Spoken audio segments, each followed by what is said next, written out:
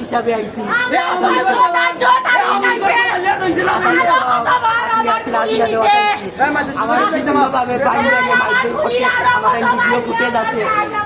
চেম্বারে নিয়ে আমি সুস্থ বিচার চাই।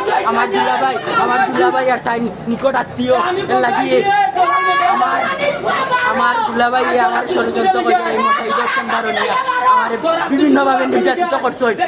বিচার চাই, আমি সুষ্ঠু বিচার চাই। বিচার যদি না চাই এই আওয়ামী লীগ এখনো বলে আসিনা সাইড হয়েছে, এটা আমরা কোনো মানি না।